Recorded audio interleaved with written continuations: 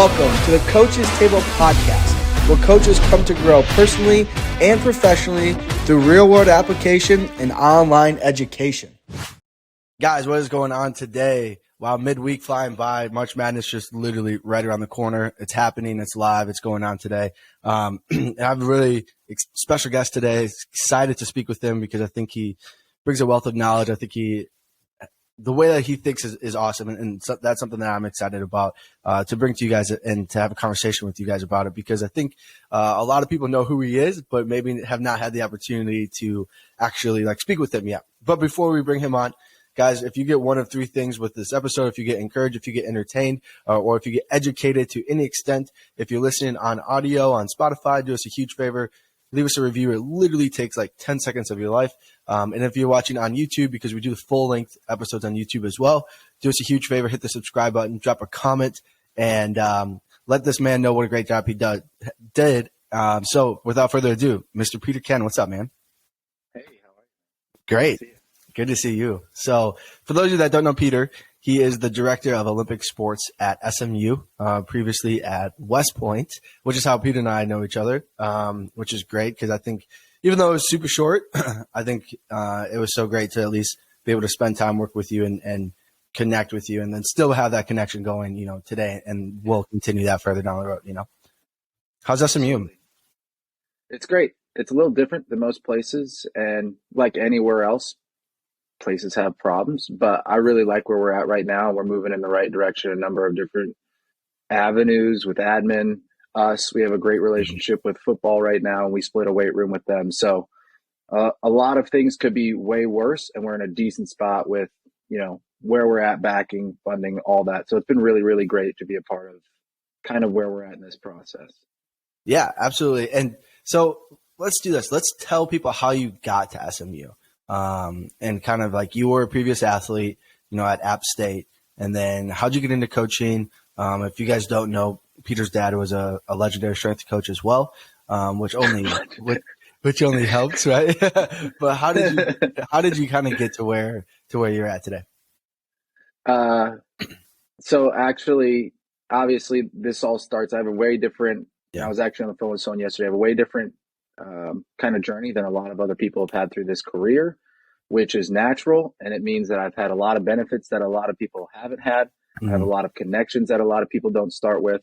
And so my journey kind of jump-started quicker than most people's. And I understand that. And I get some people probably get frustrated with that. But at the same time, I think you got to take advantage of every opportunity you have. And so I wasn't going to let any of that pass me by.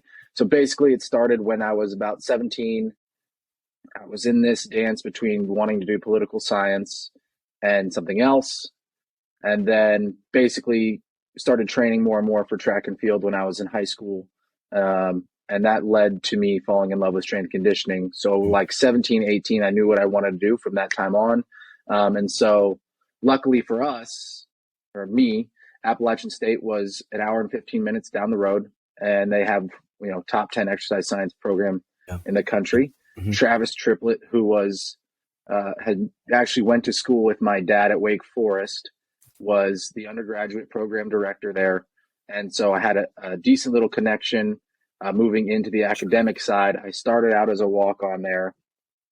And so I came in, immediately enrolled. Basically, we couldn't decide our majors yet, but I knew exactly where I was going. So all of my electives were all based around going into this exercise science department for the first semester. And then after that, it was off to the races with getting things done. And because of that, I was able to start graduate courses my senior year, had a fifth year due to a red shirt my freshman year as a walk-on tryout. And then by that time, I had done well enough to be on scholarship with them. Then all of a sudden, my fifth year, COVID hits. Yeah. Right. Yep. So that was going into spring break. So for about, I want to say a month, we had no idea what was going down. Didn't know if I was getting a year back. And like every college athlete out there at that time, didn't know what was going to happen with that season, if it was going to be dropped or taken back. So I actually called the NCAA legislative board every single day, which I'm sure they didn't want, but I called him every single day trying to figure out what the scoop was, what the deal was, because there was all these rumors that we were going to get this COVID year back. And so once we did, I actually decided it was time for me to transfer because I had, I'd spent 5 years there and I was tied enough with our exercise science department and had done enough credits my senior year going into what would have been my fifth year or my first year as a graduate student, that they were able to work out a plan for me where I was going to finish it that summer. So I finished my master's in technically a year and a summer. And with that, I was able to transfer to Iowa State. So I finished on August 6th, got to Iowa State on August 8th, and then started my second master's in higher education, being a part of that track and field team. So I was only there for a little under a year. So I was there from August to July. Yep. And so my process there was really great. Obviously, I love Iowa State. I have love and hate relationship with Appalachian State, but the more I look back on it, the more, I'm appreciative of the time and what they all did for me from the athletic side. But then from the academic side, I have nothing but love for them. Sure. Every teacher I had there, every professor was really great, helped me work towards a lot of goals. And being a part of that program with a former president of the NSCA being one of my main mentors and someone I talk to all the time, was awesome. Yeah. So that's kind of how it branched through my process there. And obviously I was interning this whole time. I interned at Wake Forest. I interned at the Carolina Panthers, App State with their freshman group of football, Iowa State, their Olympic staff with Tim Dombrowski. And then I also worked for a little bit in Allen, Texas, which is about 45 minutes north of here, where I worked for a company called Performance Course with Gino Pierce, who's one of my all-time legend dogs. He's the best. I love him so much. But I got in charge of a lot of stuff really early on. Sure. At 20 years old, I was coaching 700 kids a day. And I think that was a big leap for me in my coaching progression and understanding how things roll. Maybe not in a collegiate setting, because most internships in the collegiate setting aren't overly progressive unless you got a really, really great director who's willing to invest time in you and develop a program, which is becoming more prevalent, but it's not always the case. Some people just need a body in the room to clean weights, which is fine. Yeah, I get that too. So that's kind of how it all started.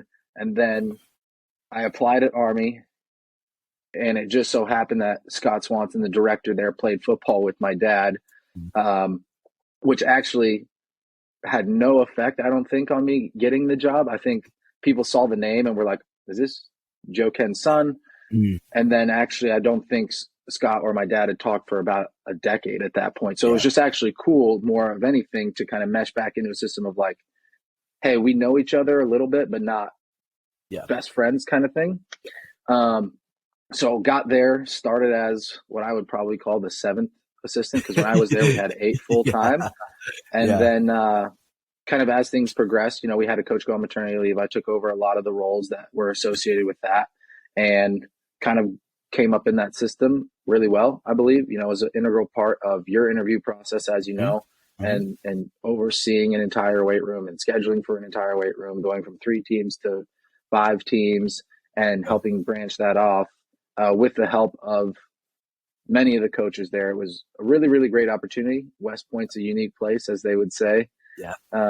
Unique indeed for a number of reasons, but a really great institution. The kids are great.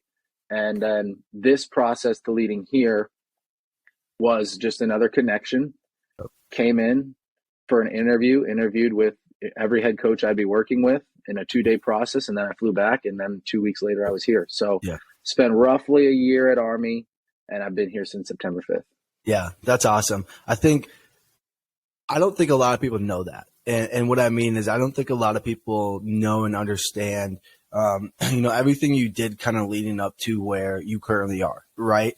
I think, a lot of people, they saw Peter gets hired as the director and they're like, what the heck, right? And they're upset, they're frustrated, and they're just like, this doesn't make sense, yada, yada. But 2 things really stick out to me is one, you've put in a lot of the work for years prior to even getting into the position that you're in, prior to even getting your first full-time position, right? Like, a lot of people don't even know that, like, how you did it, what you did, where you've been, like, being with the Panthers, being with Wake, being at Iowa State, being at, private sector as well. It's like a lot of people, they just don't, I think because we're arrogant or whatever the case may be, but like we just don't take the time to understand people's stories and be like, well, like he's done a lot of the work to get to where he needs to be or to where he's currently at. And does it help who his dad is? Sure. But, you know, I think you really pride yourself as well on doing it like as your own, like as being your own individual and not being like, oh, I'm Joe Kenn's son. This is why, like, you're like, no, like I'm me, I'm who I am. Like, yes, that's my dad. But like you said, even being hired at Army, like he knew Coach Swanson, but he didn't like talk to him for over a decade. I mean, you know, like and a lot of people don't know that. They don't understand that aspect of things, you know? I think a lot of it was, and from the very beginning, me and my dad had talked about this because we knew how a lot of it was going to go down. Obviously, he mentors me in a lot of the back end stuff. I was never going to trade off his name. He was never on any of my resumes. He was never as a reference. No one would know I was his son if I was applying for something unless they knew the last name and knew who I was, which obviously a lot of people did. Sure. But another thing for me, and I'll kind of hit on 2 points, is it's one thing to have connections and get in the door. You have to stay in the door. Correct. And that's not an easy process to do unless you actually have what it takes. And that isn't to say other people who get the chance, who get let go for a number of reasons, whether it's a head coach change or whatnot, don't have it. It's just the way of the game. If you're tied to a head coach, you're tied to a head coach. Yep. And I didn't want to do that. That's why I didn't go a football route. I went more the Olympic side because I think there's a little more security. But then on top of that, I also don't believe in this ingrained stigma of paying an ungodly amount of dues for an opportunity, because that's not how it works in real life. I don't believe that. I think people who say that have kind of gotten stuck in this stigma from an older past of where our field was, of you have to work for 10 years before you get your first full-time gig. And like we said, from the time I was 18, I was interning. So I was interning from 18 till 22, which is 4 years of quality internships. And I worked in the private sector getting paid. And then on top of that, the best players play. So if you're a freshman who comes into a team and you're the best player, you're playing. That experience doesn't matter. If your senior isn't as good as your freshman, they're not playing. Yeah. So what do I care about your dues if you're not the best person for the job? And I don't mean to sound arrogant, because I know how that comes off. But at the end of the day, that's the truth. If you have what it takes, you're going to get put in good positions. And then also, I'm not afraid to take opportunities and move. Some people don't want to move their whole life. I lived in 8 states. I've lived in a lot of places. And I'm open to it whenever the opportunity comes up. But if you're not ready for those chances, and if you have kids, it's different. If you got a wife, it's different. But that's where I've always been, is anytime I've gotten in a relationship, and I've been with my girlfriend now for 2.5 years, our first date, I told her how this was going to go. I said, hey, this is my life. This is what I want to do. There's a high chance we're going to move. She moved to New York, and three weeks later we were here. So you got to find and my dad would say this too, you got to find a partner who's willing to do things with you, because it does make things easier to have someone on that grind or that road with you. But it's not easy. No one asked for this kind of lifestyle of, hey, if you want to make $2,000 more, you got to move states. That's not fair to anyone. But ultimately, if you're not ready to take opportunities that present themselves, you're never going to progress. And if you're in a spot where things aren't progressing and you want more, you got to go find it. Yeah, I think that's absolutely spot on. I think the aspect of like getting in the door is one thing, right? And people work so hard just to get in the door, right? Like they do 2 years of internship experience just to get in the door. They do, a couple of other things, or they're part-time for several years just to get an opportunity to get in the door.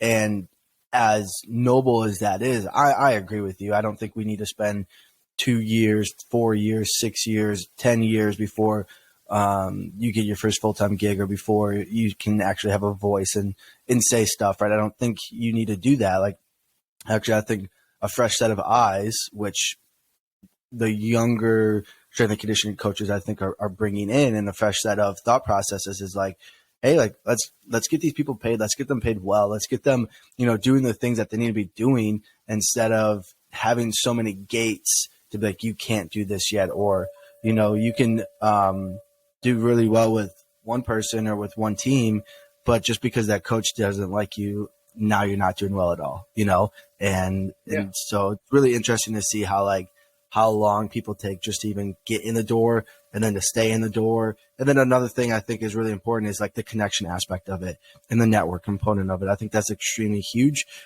If you aren't continuously networking, if you aren't continuously getting new contacts, meeting new people, just having conversations, I think you're severely hurting yourself. And then if that's the case, you can't be mad at somebody who does that consistently and gets different or more opportunities than you. I mean, it's a pretty simple game, Yeah, I mean, like, as we know, connections, especially in this field, hold a lot of value. Mm-hmm. But so does being a good coach, right? Yep. And if you don't have that skill set, it's probably never going to work out for you. And you have to have that realization of, where am I? What do I provide? If I've been a part-time for 2 years, maybe there's a reason you don't have a full-time job yet. Or if you're looking to branch in, what did you do as an intern? Did you coach or not? Did you ask for more opportunities from your director or your supervisor? What are you doing to help benefit yourself? Because if you're not asking for stuff, people aren't going to give it to you. Yep. Like in my situation right now, I'd rather do 99% of the work on my own because I know I'm going to do it right. Right. And that's not to say any of the people I work with wouldn't be able to do it or do it the right way. I just know personally, I'd rather do it myself until I'm comfortable with our situation and our internship program or whatever you want to call it to push things off. And we've gotten there in a number of different ways, but at the end of the day, that's what it takes. If you've got connections, it helps. If you're a good coach, that's the most important thing to me. Yep. And that could mean you're a good coach in 6 months, or that could mean you're a good coach in 20 years. But that doesn't matter to me. It doesn't matter where you've been, who you are. If you can coach, you can coach. And that's the number one thing. And we've kind of moved into a different, and I'll take this off on a little bit of a tangent in this new age, is directors don't program for every team anymore, right? They usually hire people in and say, hey, you've got the reins, take it with where you want to go. And then you may not see your director for months. Like at Army, if you were working in the auxiliary weight room of Anderson, there was a high possibility you weren't going to the main weight room for maybe a couple weeks. Or, I mean, we had our staff meetings every week, but no one knows what's going on down there. You know what I mean? Outside of the associate who's reporting back. But I mean, if you're doing everything on your end, you may not see a director depending on how your setup is. So you got to make sure you handle your business. And I think sometimes the best way to handle your business is to have no complaints. If people are complaining, bad look. If no one says anything, you're probably doing all right. Yeah. Well, that was just like, even when, for those of you that don't know, Peter was on my interview. He was the one that essentially that interviewed me. But even if what's interesting is just the question that you had for me was the only thing I care about is you taking care of your own teams. Can you take care of your own teams? I'm like, yeah, for sure. And you're like, okay, cool. Right. That was it. It was I can take care of my own teams. It's like, okay, cool. That was your number one thing. Just take care of your stuff, take care of your own teams, take care of your own stuff, and we're Gucci. It's just, it was really interesting, rather than we have so many mundane questions, what's your coaching style on the floor? And it's just okay, well, I mean, I'm a great person. And all that's important. But at the end of the day, what really came down to is when we were interviewing those last few people, and I'm not going to throw out names, we had one specific question regarding programming and periodization. And if you can't answer that question, then I already know you can't do your job. So for me, it was, we had, me and Coach Swanson had laid out this question of a specific paradigm of what the team was, what we were going to ask for, what type of in-season spot we were in, and how would you handle that from a load standpoint, or what exercise selection, intensity, volume are we choosing for this? And that should be a simple question. If you can't program, I already know you can't do what I need you to do, which is take care of your teams. Here, we all run off the tier system on my side of things, but I give my coaches the freedom to program within the tier system as needed.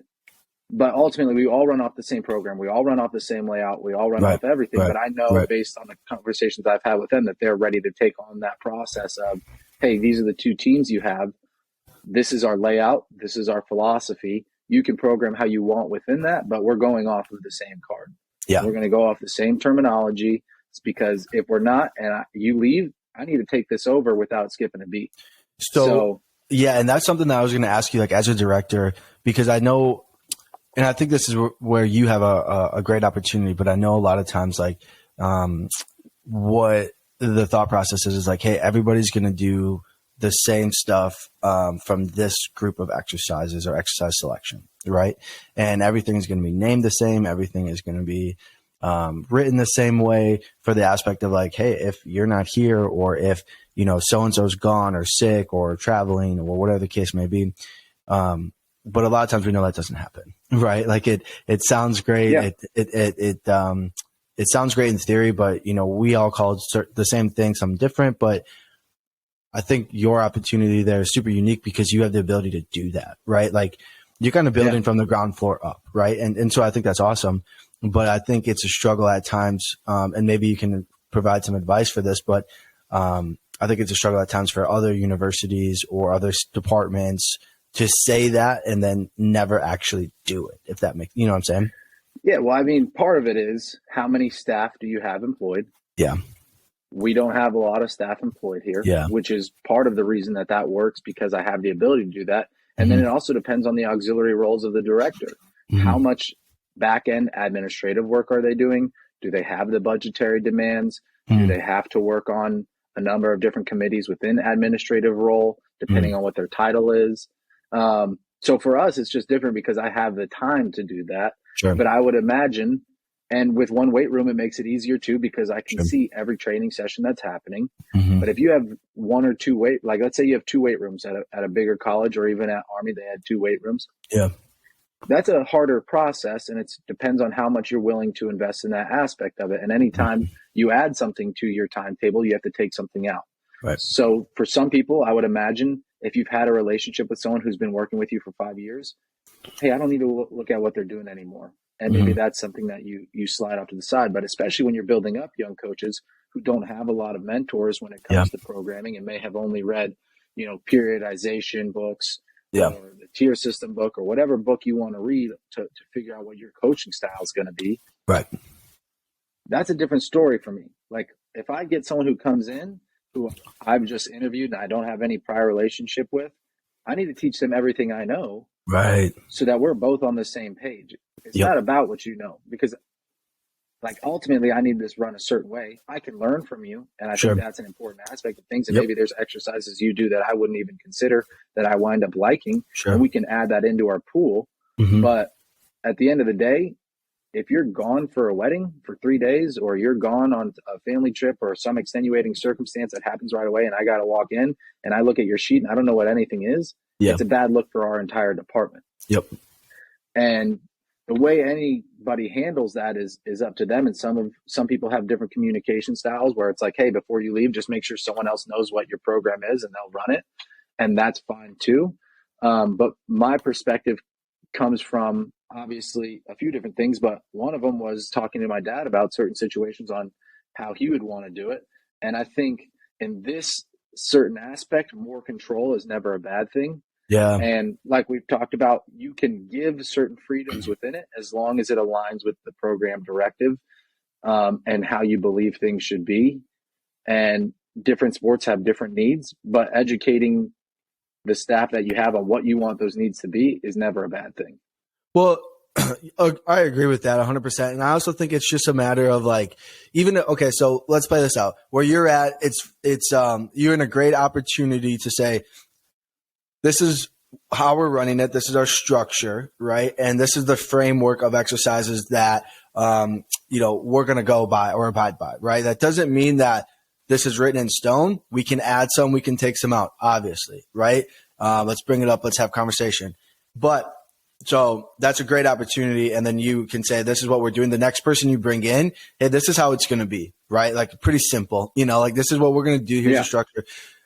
If you are, my thought process is, if you are then in an established, you've been there for a while and now you're expanding staff and, now maybe you have 5, 6 full-time coaches, you just have to rip the Band-Aid off at some point.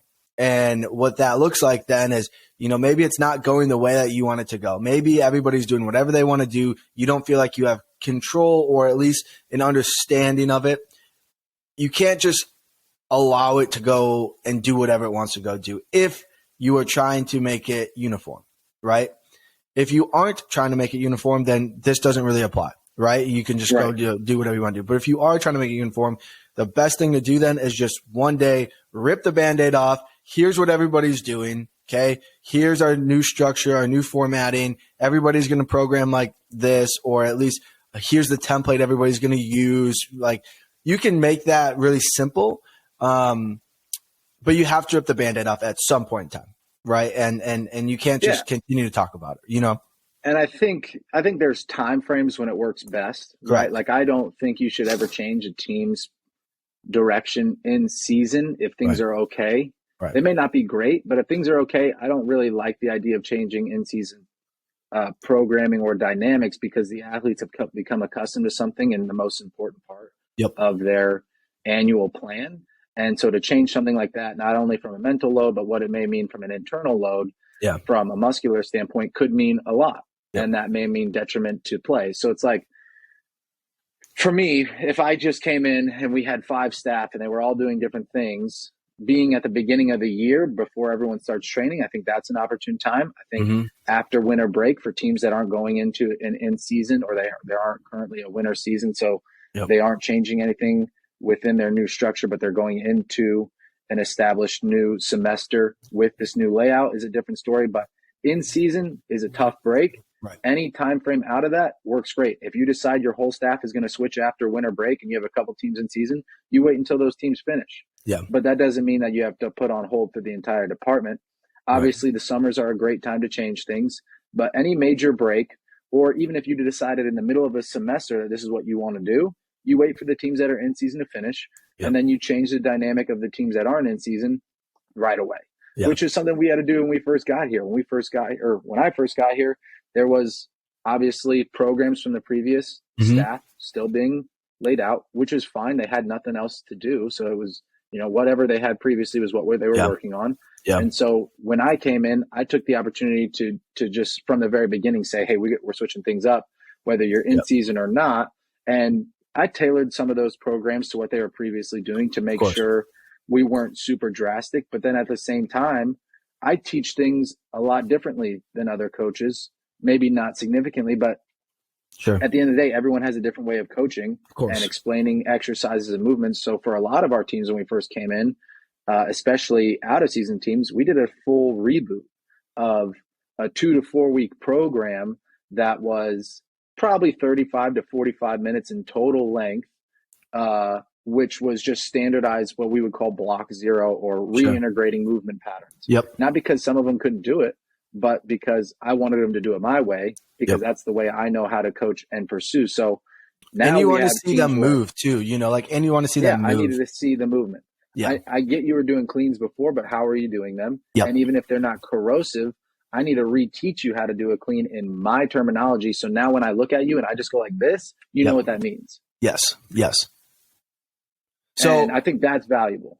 No, I agree with you there. I mean, I think, if we're talking about taking over a department, a team, a program, multiple teams, I think the first thing that you do, is, hey, here's how I want it done. Right. And it's no shade against your predecessor. It's nothing of that nature. It's just, hey, I'm your coach now, and this is how we're going to do it. And so we're going to reintroduce everything. You were probably doing things great before. Awesome. And you were probably doing things that needed fixing. Great. Right. And this person that's after me is probably going to say the same thing, right? Hey, you guys are doing good things, but you needed some work on some things. Of course, we're never perfect. But I think the best thing to do is just come in, hey, this is how we're doing it, period. Like, that's just ripping the Band-Aid off. We've had this conversation before. We all coach the way we coach because we think it's the best way. Correct. Right. You can do high-low models, conjugate models, concurrent models, linear, undulating linear, whatever you want to do. But whatever you pick is because that's what you think is best. Yeah. So I think it's less for the coaches and more for the athletes to continually have that conversation of, hey, look, this is different than what you've done. And I get that. And in some points you're going to be frustrated. Right. And that's okay, because this is a change. Yeah. I had 5 strength coaches in college. It's not fun to constantly change, but that's part of why we've laid out things the way they are so that we can have consistency even during coaching changes. Yep. Even if I had a new part-time or a new full-time come in, because we all run off the same system, the athletes aren't going to notice the drastic amount of changes as compared to having 8 people run different programs. Well, as soon as one person leaves and you bring in someone else, now you have another set of ideas that are completely separate from what the overall umbrella is. Yep. And that makes it even more frustrating for an athlete than if you have a set system that they're working into, where now the exercises are different and maybe the volume and intensity is different, but the card looks the same. Yep. The layout looks the same. Yep. The flow of the room is the same. They can adapt to that much easier. Well, and that's the area that I don't think many people think about it as it's for the benefit of the athlete for us to be uniform. It is not for the coach to say, I'm controlling everything you do. I'm controlling your thought. That's not what it is. It's literally for the athletes. And in case you're sick, you're gone at a wedding, you're unfortunately lose your job, somebody else comes in, like you can just pick up and go. The athletes know everything rather than, oh, well, we have no idea what a hang clean is because we never did it or whatever the case may be, right? Or like my coach wrote it this way. Well, I mean, then you have that tough, like, well, he's not here anymore, you know, like this. So, but if you just do it, have it one way, right? Like this is how we're running it. Simple. You know, I mean, it's everybody goes like this, but anyways, that's harder. So one question I have for you is, okay, so as a director, what's been the biggest struggle and what's been the best benefit? Because I think a lot of people see a title or they get that title and they think, I'm going to breathe. I'm going to let my hair down a little bit. I'm going to just kind of chill because I'm at the top, if you will, in respect to your university. But at the same time, I don't think people really understand that there's a lot of behind the scenes work that goes on. Yeah. I think, well, for me, the thing that I dread on a weekly basis is our scheduling, just because we do share a room with football. And then we have 10 teams that work out of this room on the Olympic side. So from a scheduling aspect, things are as smooth as they can be, but there's always changes. And when there's one change, it cascades to 9 other teams. So that in itself is probably the hardest thing to do, which is not very hard, but it's a time consuming process because it's the aspect of continually calling and changing plans with coaches that have been laid out for maybe weeks or months at a time to having to readjust. That is never an easy process. I think the hardest part of that, right? The hardest part of being a director, especially in my situation, when we first came in, was building relationships and letting everyone know kind of what your thought process are, because that's the building of a relationship can take an infinite amount of time depending on the person you're dealing with. I think we've done a really good job of being present at practices when we can, going to as many competition settings as we can, just getting into having conversations with coaches beyond X's and O's and just letting them know who you are as a person. And it's not difficult to do. It's just time consuming. When you're in the position of a director, I think most of the issues revolve around how much time you have. If you have an extensive number of staff, you're lucky because you may only have to do 1 or 2 teams. I coach 7 teams. I program for 7 teams. I run 7 teams every week. Our women's soccer team has 6 training sessions. Our men's soccer team has 4 training sessions. This is all based on coach preference. You know, our swims teams will go 3 apiece. Our dive teams will go 3 apiece. Like, you start adding up that time. And I think my total time coaching in a week here is maybe more total time than I was working at Army in a week. Right. So depending on the situation and the amount of staff you have, you could go from, you may walk into a situation that's easier than your previous setting, but there's more back end stuff. You got to meet with admin now. You got to have budgetary talks. People are coming to you for every question they have from all different departments. You got to make sure you're on check with the compliance side of things. Even though all coaches need to do that, from a director side of things, you really got to be on top of it, because you don't want, at the end of the day, if someone gets in trouble for it, it's your fault. So it's getting to understand the dynamics of a university, because every compliance office is different and everyone interprets the rules differently. But ultimately, it's how you handle your time management, and you have to be able to say no. The best part, and the best part of any coaching job, is building relationships with the athletes, because that's the fun of it, is seeing how you can come in and change a situation and hopefully for the better. And I hope that if I was to ever leave here, someone else would come in and do the same thing, make the situation better, because that's all it really is about. If you wanted to be a strength coach, essentially you're an educator, and your job is to help educate in a number of different realms, but also to be, as my dad would say, the champion of the athlete, because most of the time they don't have that. Right? You have your sport coach who your relationship with is probably never going to be tight, because there's a number of different paradigms that come in. Are you starting? Are you not starting? Are you worried about getting time cut? All those things. So your relationship with the sport coach is always going to be different than a strength coach, because your strength coach doesn't have ties to your performance on the field, or how much time you get, or what your position is, or anything like that. So we have the ability to dig a little deeper into building relationships within a professional manner of being able to listen to athletes, making sure that they're getting taken care of, understanding what their strain is outside of athletics and going into the academic realm to make adjustments as you need. And that's where I find most of my joy is continually building upon that, and having, when a kid walks into the room and they yell your name and they're excited to be there, that's how you know you're doing something right.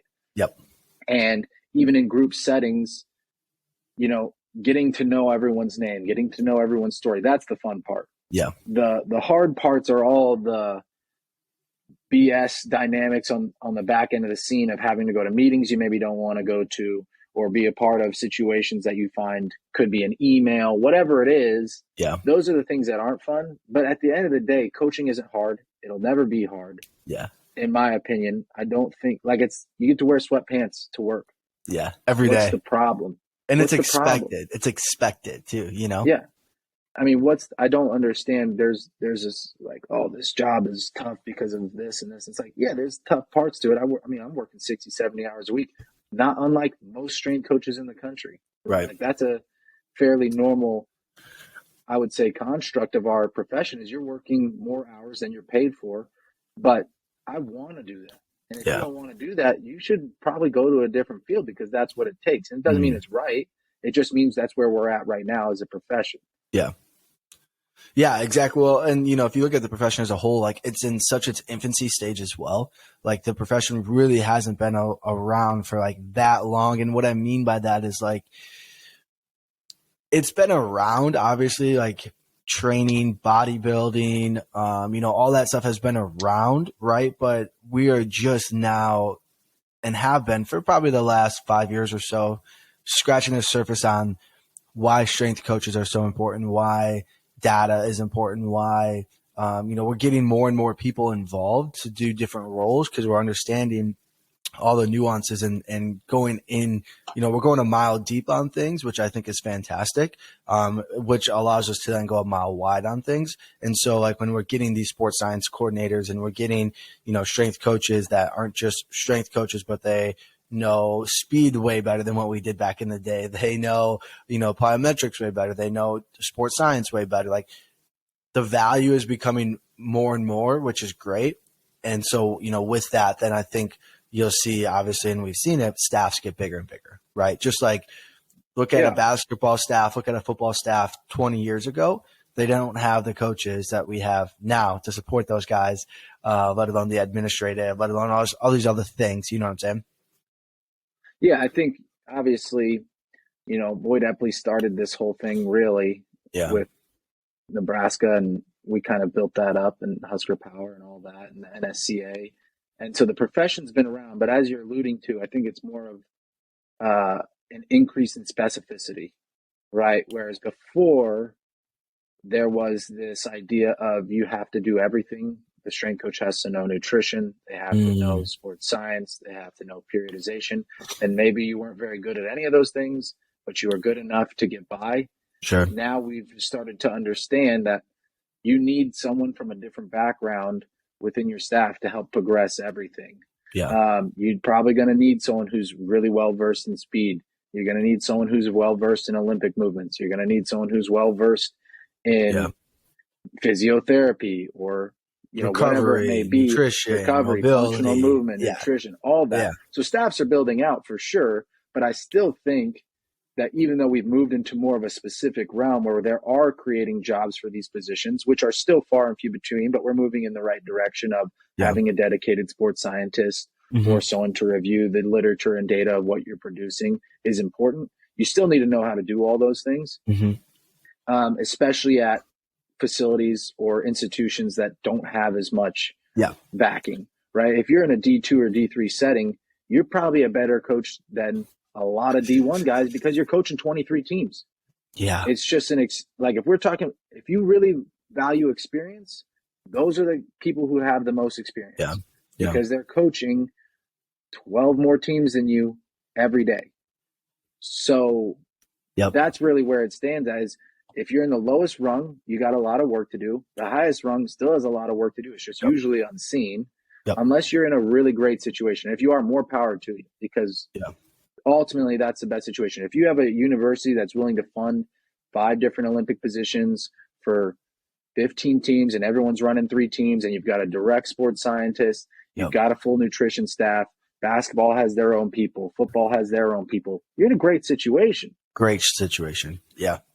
That's like the ideal. You know what I'm saying? Is like where the increase in specificity now becomes, I think a positive thing, right? And I think we still need to know everything because, if you look at it, like for instance, I'm going to use basketball in this example. If you have basketball typically has one strength coach, maybe an assistant, depends on where you're at, but like one strength coach. Well, that one guy is going to have to then know the sports science aspect. That guy's then going to have to know the nutrition aspect. Like, yes, you'll have nutritionists available, but they may not solely only be dedicated to basketball, right? The sports science guy may be an Olympic sports science guy, so he might help out, but he may not be dedicated to basketball. So like, even though there's an increase in specificity, we should still know those skills, have those skills, and understand those skills to be the best that we can be, because you may not be in that situation, right? If you are, I think you also have, if you have all that, it's great, but you still have to be able to interpret the data yourself. Correct. And if you don't have that stuff, well, you're in the same boat. You still have to interpret the data yourself, whether you're collecting as much data as you possibly could be. Let's say you don't have force plates, you're going off a jump mat, which is fine because of the consistency. It's not necessarily the most reliable numbers, but it's not valid, but it's fairly reliable in terms of what you're going to get. You have to be able to interpret player load. You have to be able to interpret total work volume, all these other things, where their nutrition is coming in, how their sleep is coming in. And a lot of coaches do that through questionnaires, or whether you have an athlete monitoring system, you've got Catapult, GPS, whatever it is, or maybe you're just doing it by hand, is all great. And you can have all the people, but as the leader of that team or the strength coach for that team, you have to be able to interpret all the results. Right. And that's part of where we're moving, right? There's so much information in the field now. There's so many new developments happening continually with the way research is going in an institutional setting that you have to constantly be learning. And if you're not, you're going to get left behind, because we're moving into the realm of sports, a true dedicated sports scientist. And we're just never going back, not with the way technology is running. It's becoming more available, more accessible. The cost of units is going down. The cost of AMS is going down, depending on what company you use. And you have the ability to do a lot of things. It just all comes down to time. If you have the staff for it, you have the time. If you don't have the staff for it, you won't have the time unless you make it. But then again, like we said, that means you got to cut something else out of your time block. Right. Or you and we see this, you work with one team, right? Like if you're doing all of that, let's say you do all of that for one team, like you work with one team, like that's it, or maybe 2, right? But it's like you work with that, and like, okay, if I'm doing if I'm providing all of this value, I'm going to do it for this one team, only because of the sole fact that time is the constraining factor, and so it's like, okay, well, and if you have 7 teams like yourself, or if you have 12 teams, unfortunately, you're just probably not doing it. You're going to try and do the best you can, but you don't have time every day to download Catapult or any GPS monitoring system, cut it, put it into beautiful dashboards, send it out to the coach. And then, like you have 6 more teams to worry about. It's just, it's a struggle. Well, that's where, go ahead. That's where I think, Specificity is good, and it's also bad. Of course. If you're only coaching one team, your skills are not developing to the point where they should be. Sure. The more teams you can coach is a benefit until it becomes a detriment. Yeah. And when we say that, I mean more in the fact, like, if you're coaching 12 teams and they all have the same program, that's a detriment to me. Yes. Because you're not progressing anyone in terms of what the sport demands or the sport's specificity of the movements are. Mm-hmm. For us, coaching 7 teams is probably on the edge of where we can be for myself, of like being able to specify a certain program and create movements for the sport that are needed. Mm-hmm. But I think ideally it's probably around 3 or 4. And I think less than that is a detriment to the coach because you're not really progressing. You can be if you're in basketball, different story, because now you can get tied to a coach and you may travel across the country and do some really cool things, but now you know basketball. Yeah. Yeah. And that doesn't mean you don't know anything else. It just means when you're in practice for something for that long, training other sports is a little different. And every sport has a different culture. Of course. Swim has a way different culture than soccer does. Yeah. Even though the movements may not be all that different. Single leg, single arm for swim. Yeah. A lot of single leg dominant movements for soccer. So you have some of the similar movement patterns and dynamics going on, but the periodization for in-season stuff is different depending on if they have a game in the middle of the week or the end of the week. But you don't know that unless you're a part of it. Yeah. So it's a bad thing and a good thing. If you have one team and you're getting paid a shitload of money, congratulations. Yeah. Yeah, exactly. But also remember that you have to learn how to do other things because you might not be in that sport forever.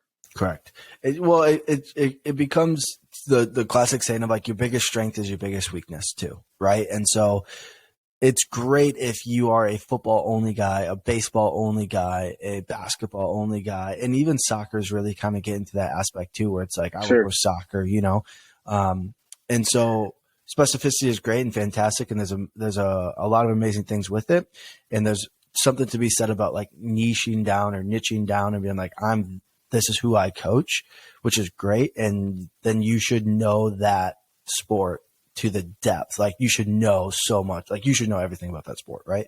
But then having, like you said, like your ability then to coach other teams is severely hindered because you just don't have those reps, that experience, and I just look at it as like, okay, if you program for one team and that's your team, like you get a whole nother set of reps doing another team, right? You get crazy amount of different reps, different thought processes, movement patterns, skills. Like that's going to require a different coaching style because you're not coaching football the same way you're coaching soccer, the same way you're coaching cross country, right? Like you're not doing that. It's different. You tailor, everything's different. You know that as much as I know that, but it's really interesting to kind of see that. And if you are going to niche, great. If not, I think, it's awesome to also have a wide range of skills in the sports that you've worked with, to say, okay, hey, like I can coach literally anybody, Yeah, I think a lot of it too comes down to what is your goal? Do you want to be a one sport only person? Great. Then do it. Yep. But like my goal, I want to be the best coach in the world. Yeah. So I got to coach everybody. Yeah. And I got to do it well or else I won't have a job. Which is how everyone is probably looking at their stuff. But I think it's easy to get comfortable when you have one team and you've been working with the same staff for a number of years, because when things are going right, they're going right. But as soon as they go wrong, you're the scapegoat again. Yeah. So you got to play the game how you want to play it. But at the end of the day, it's never bad to be versatile and, adapt to a room regardless of who's in it, because female sports have different cultures than male sports too. And they have oftentimes, just based on social stigmas, less experience in the weight room as an incoming freshman. Yep. So the way you talk to athletes changes depending on the sport. It changes depending on the gender you're working with. And it changes based on the head coach perception. But if you don't have those reps, like you're saying, it doesn't matter. Like if you got one sport and I have 7 times more experience than you in 1 year. Yeah. Yeah. Yeah. That's fact. Yeah. And not only experience coaching, but experience writing programming, experience reviewing the programming, experience of implementation. You can take 50% of those teams, like if we're just going to hypothetically say this, you could take 50% of those teams and be like, you guys are my guinea pigs, so I'm just going to try different things on you guys. And I want to write a triphasic program because maybe I've never done that before. Well, like you can say that you've successfully done that then. I want to write a undulation program. Cool. We'll like try it on this team. Like, you know what I'm saying? Like there's so many different things that you can do when you have more right to work from. But at the same time, now we're also then constrained by time, right? Is, you know, that's where the one thing that's never going away is like, okay, I may have 7 teams. I may want to program for these 7 teams, but you writing that first triphasic program, if you've never written one, is going to take you longer than you writing the program that you're comfortable with. You know what I'm saying? The first time. The second time, it's going to be not as long. The third time, fourth time. And now you can realistically be like, cool, like I can write triphasic programs, you know, off the top of my head. I can write this off the top of my head or that off the top of my head. But it's also like, it's those skills, it's that experience, it's that rep. So it's just understanding that when you try something new like that, it's going to take you longer up front, but then on the back end, now you can say, I have a plethora of information to not only pull from, but experiences and skills and confidence that I can accurately do this and implement it. And it's going to be rather successful. Sure. Yeah. I don't think there's any debate in that at all, right? Like the more tools you have only makes you a more effective coach, especially when it comes to individual sports versus a team setting. Yeah. Right? Most team settings are all rolling off the same program. Individual sports, you have to change a little bit just based on what the event is, especially when it comes to track and field. And I think of swimming very similarly. But even in an instance where you're working with wrestling, you can't all be on the same program because some guys can't gain weight. Some guys need to gain weight, or women, right? Like you have these situations where you have to know what to do. And if you're only working with one team for the better part of 10 years, you don't maybe necessarily know that stuff because you haven't been ingrained to it. And it doesn't mean you can't learn. It just means you're behind the game. Right. Okay, last thing here, and then we can get out of here and wrap it up for the day. What's one thing you are currently working on right now that you are excited about?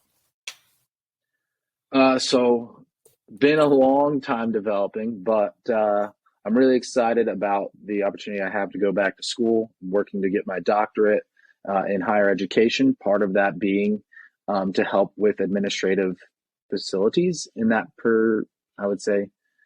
in that instance. I got my master's in higher education. I'm going back to get my doctorate in higher education. Hopefully I'll find out here soon, but I think that's something that's valuable to me for a number of different reasons.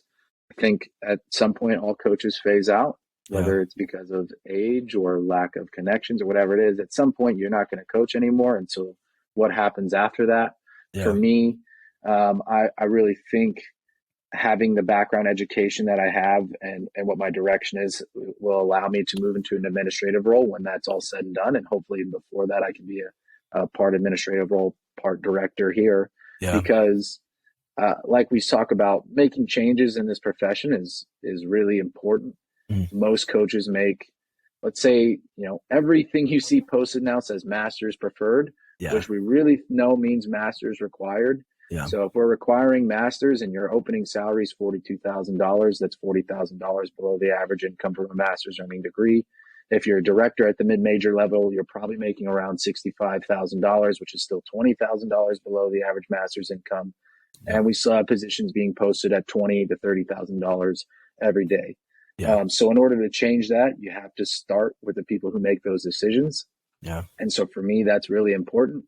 I don't love the idea of unpaid work, even for unpaid internships. I think everyone should at least be paid for their time, whether it's minimum wage or not.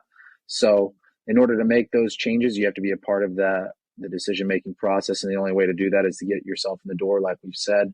So for me, that's what I'm really excited about, is how this future is going to take me with an educational standpoint and hopefully working towards an administrative role or decision-making process to better our field. And I think, once one team or university starts implementing those changes and they change the job market, everyone has to kind of follow suit. And frankly, I'd rather have 2 people who make livable wages than 8 people who don't, because I'm going to have continual circulation with 8 staff members who don't feel that they're being compensated correctly, versus if I had 2 staff members who are being compensated very fairly, they're more likely to stay. Yeah. And I think that's part of the education process for admin across the country, is understanding what our demands of our job are, the time that it takes, the education that it takes. All that costs money, and we just aren't there.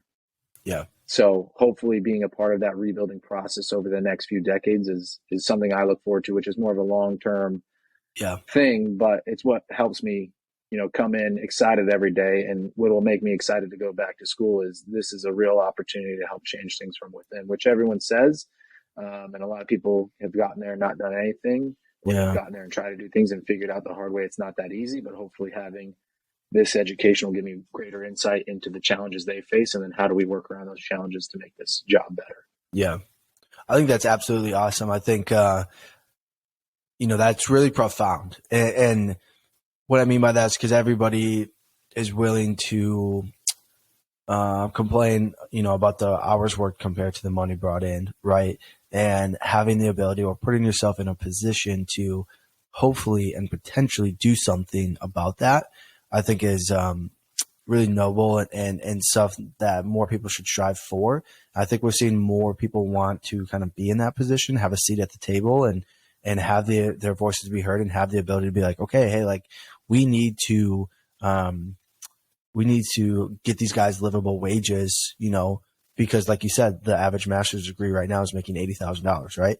And so if we're not there, right, like we should be close to there, or $5K less, or it's just like if we go through that process, then we should be compensated appropriately for that, because that's what it requires. But until one person, like you said, sets that standard, right now the standard is it's a race to the bottom, Yeah. And part of that is, we have an oversaturated market where when a job goes for 20 grand, they're getting 50 applicants. Yeah. And like any big business, you're not going to change if it's working. The problem is I don't believe it's working just because of the turnover ratio. If you hire someone for 30 grand, they're not going to be there long term. Correct. And so that's not good for our athletes. And all this comes back to how can we make things better for our athletes? Yes. If we can have less turnover, more consistency, and we have a greater advantage as compared to a university that has more turnover. That's what I believe. And so how do we get there? Well, it's a money issue. Correct. Okay. How do we fix the money issue? Well, that's part of what this is, in understanding the administrative role, is where is that money coming from? How do we address it? How can we fundraise for our department? How can we do a number of different things to change that? And so that's only going to happen through continual pursuit of understanding the problems and paradigms that admin go through, that a lot of coaches don't understand, and where they're stuck when it comes to the board of directors for the university, all those things, the president, whether it's the AD making decisions or not. There's a lot of things that coaches don't understand that part of my job is to help bring to light if we can. Yeah. That's awesome. That's awesome. That gets me excited, and well, it does. No, it does, because I think, we talk about pay all the time, but it gets me excited, right? So, Pete, I want to say thank you, man. Thank you for your time today, dude. Okay. Where can they follow you at? How can people get in contact with you? I'm Peter Kenn 1 on everything. My Instagram, my Twitter is Peter Kenn 1, KENN, the number 1. My Gmail is Peter Kenn 1. My SMU email is on the website. Feel free to email me whatever you want. If you have questions, I get tons of emails, so it sometimes takes me a while to get back. But ultimately, I try my best to return everyone with some type of information, or even if it's something like we can't get you the job now, I'll tell you that too, because I'd rather be honest with you than leave you hanging. So feel free to reach out wherever. I'm pretty open to anyone. Yeah, absolutely. Guys, if you don't know Peter, now you do. If you don't understand where he's been from, now you do. If you don't understand what he's done, now you do. If you don't understand what he's trying to do, and I think that's the most important thing as well, is what you're trying to do. I think you've learned a little bit about it today. So, guys, again, if you got entertained, educated, or encouraged through this episode, do us a huge favor, leave a review on Spotify. If you're listening on audio, it's super simple, 10 seconds. It literally will take that long of your time, so not much at all. And then if you're on YouTube, do us a huge favor, subscribe, drop a comment, drop a like, let Peter know what a great job he did. Follow him, reach out to him, because he's a really cool dude, and he's a lot of fun. So, Peter, thank you for today, man. I really appreciate you. Always appreciate it, man. Thanks. Yes, sir. We'll talk real soon. See you guys.